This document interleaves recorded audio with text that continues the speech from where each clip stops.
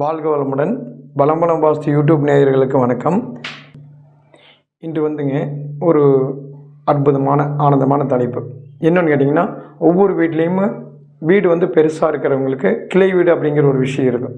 கிளை வீடுங்கிறது இந்த லேபர்ஸ் தங்குறது, நம்மக்கிட்ட இருக்கிற எம்ப்ளாயிஸ் தங்குறது, அந்த மாதிரி இருக்கிறவங்களுக்கு வீட்டுக்குள்ளேயே ஒரு ஓரமாக அமைச்சு கொடுப்போம்.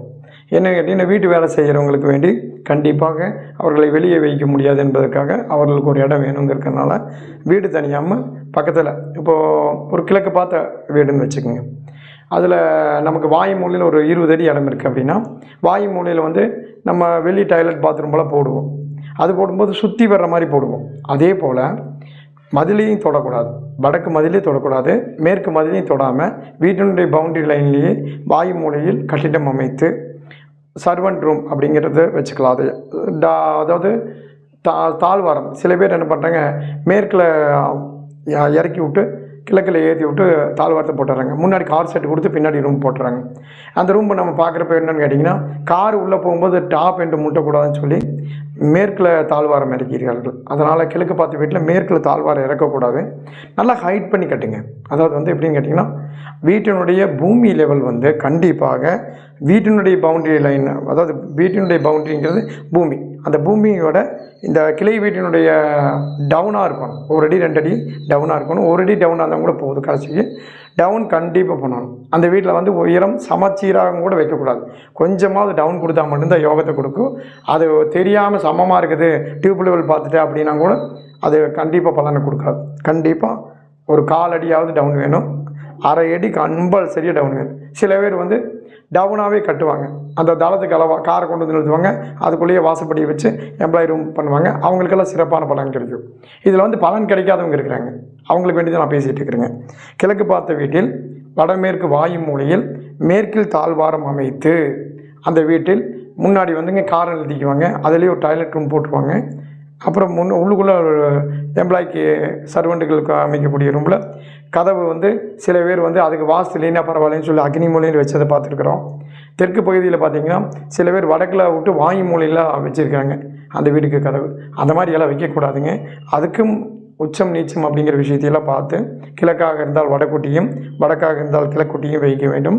டாய்லெட் பாத்ரூம்ங்கிறது வாயு மூலையில் அமைக்க வேண்டும். இப்போ என்ன பண்ணிடுறாங்க, அக்னி மூலையில் கதவை வச்சுட்டு ஈசானி மூலையில் டாய்லெட் பாத்ரூம் போட்டு கார் அக்னி மூலையில் நிப்பாட்டிக்கிறாங்க. அந்த மாதிரிலாம் சில பேர் மாற்றி மாற்றி செய்கிறாங்க.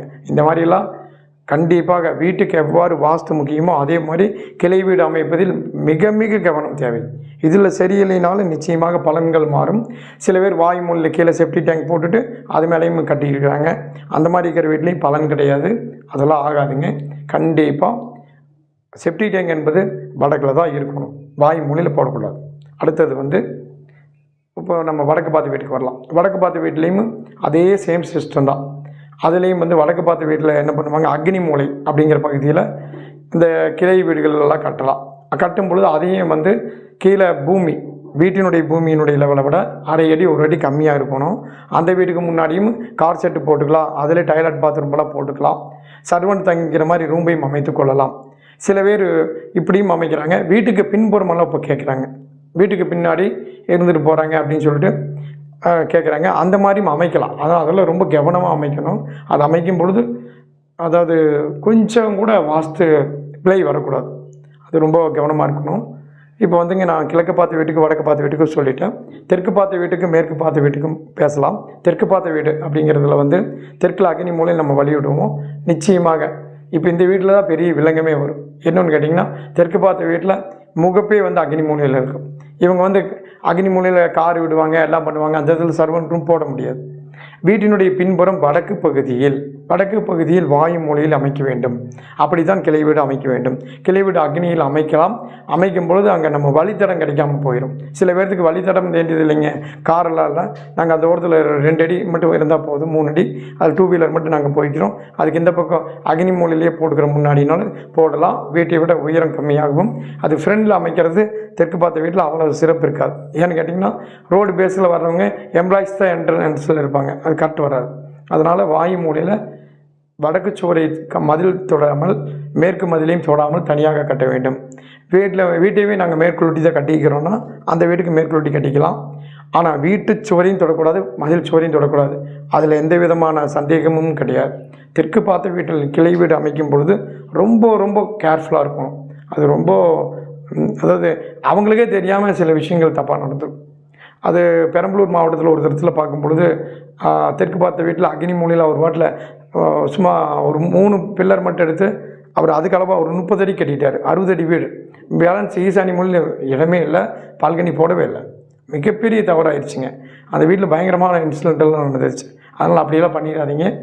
வாஸ்து பிளான் வாங்கி வாஸ்துப்படியே கட்டுங்க. இப்போ மேற்கு பார்த்த வீட்டுக்கும் கிளை வீடு, இப்போ இந்த தலைப்பே கிளை வீடு தான். மேற்கு பார்த்த வீட்டில் வந்துங்க நம்ம வடமேற்கு வாயு மூலையில் வழி விடுவோம், பெரிய கேட் விடுவோம். இப்போ என்ன பண்ணோம்னா மேற்கு பகுதியிலேயே நம்மளுக்கு எம்ப்ளாயிஸ்க்கு ரூம்பு போட முடியாது. என்ட்ரன்ஸில் வருவாங்க போவாங்க, அந்த இடத்துல வந்து நம்ம போட முடியாது. அதனால் வந்து இவங்களுக்கு வந்து என்ன பண்ணோன்னா நேராக கடைசியில் போடலாமா சார் அப்படின்னு சொல்லிட்டு நிறைய பேர் அப்படியும் போட்டு வச்சிடறாங்க. ஈசானி மூலையில் அவங்களுக்கு ஒரு ரூம் போட்டு கட்டி வச்சிடறாங்க. அவ்வளோதான். இந்த மாதிரி கட்டினாவே ரொம்ப ரொம்ப விளங்கத்தை கொடுக்கக்கூடிய விஷயம். ஆகவே அங்கே போடாதீங்க. வீட்டுக்கு பின்னாடி இடம் இருந்ததுன்னா கண்டிப்பாக ஒரு 8 அடி 10 அடி இருந்ததுன்னா அதில் எம்ப்ளாயிஸ்க்கு உள்ள 6 அடி வந்தாலும் பரவாயில்ல, அகலம் 5 அடி வந்தாலும் பரவாயில்ல, நீளமாக போட்டுட்ருங்க. 5க்கு 12 அப்படிங்கிறதெல்லாம் போட்டிருக்கிறோம். அவங்களும் ஜெயிச்சிருக்கிறாங்க. நிச்சயமாக வீட்டினுடைய உள்ள அளவுகள் அப்படிங்கிற விஷயத்துக்கு நீங்கள் ரொம்ப பிரமிப்பாக உட்காந்துட்டு கணக்கு போட்டு உள்ளளவும் வரமாட்டேங்குது, வெளியளவும் வர மாட்டேங்குது, நடுவளவும் வர மாட்டேங்குதுன்னு சொல்லி அளவுகளுக்கு முக்கியத்துவம் கொடுக்காதீர்கள். அளவு என்பது நம்ம சைஸ் தெரிஞ்சுக்கிருக்க வேண்டியதான். ஸ்கொயர் ஃபீட் கணக்குக்கு வேண்டி போட்டுக்கலாம், தவறு கிடையாது. அதே சமயம் அளவுக்கே முக்கியத்துவம் கொடுத்து போட்டு குழம்பவே வேண்டாங்க. நிச்சயமாக அளவுகளுக்கு வாஸ்து இல்லை, அளவுகளுக்கு அப்பாற்பட்டது. விதிமுறைகள் வந்து நிறையா இருக்குங்க, ஏகப்பட்ட விஷயங்கள் இருக்குது. சரியாக கட்டி கிளை வீடு கட்டும் பொழுது மிக மிக அதாவது நான் பேசுவது விட நிறைய பேர் கிளை வீடு வந்து எப்படியோ விட்டுருக்காங்க. அதெல்லாம் நம்ம பார்த்துருக்குறோம். அந்த மாதிரியெல்லாம் நான் பேசுகிறதுக்கு இப்போ ஒரே வீடியோவில் பேச முடியாது. நீ அடுத்தடுத்து தொடர்ந்து பாருங்கள். கிளை வீடை பற்றி இன்னொரு டாபிக் பேசுகிறோம், அதையும் பார்த்துக்கலாம்.